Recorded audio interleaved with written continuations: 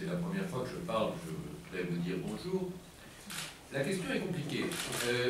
En fait, reconnaissons-le, les conseils ne consacrent pas l'essentiel de leur temps à la partie responsabilité sociétale des entreprises.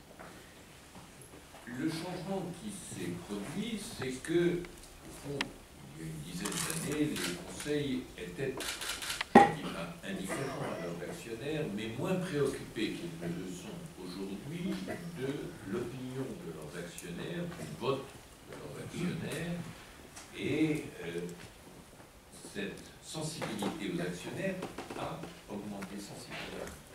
Mais les investisseurs sociaux responsables, même si leur effectif a beaucoup progressé, sont minoritaires parmi les actionnaires.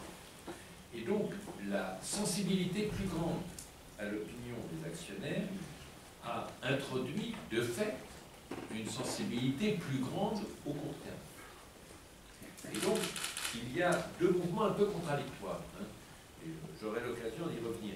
D'une part, une sensibilité aux pressions de l'extérieur plus forte, c'est-à-dire que les conseils ou les dirigeants sont moins protégés d'une certaine façon qu'ils étaient, et on peut considérer que c'est positif parce que ça les rend plus sensibles aux problèmes sociaux, sociétaux, au regard extérieur.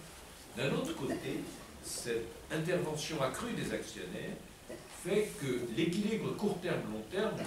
Fratin a parlé de l'importance du long terme, s'est déplacé au profit du court terme, parce que la plupart des investisseurs activistes sont assez court termistes.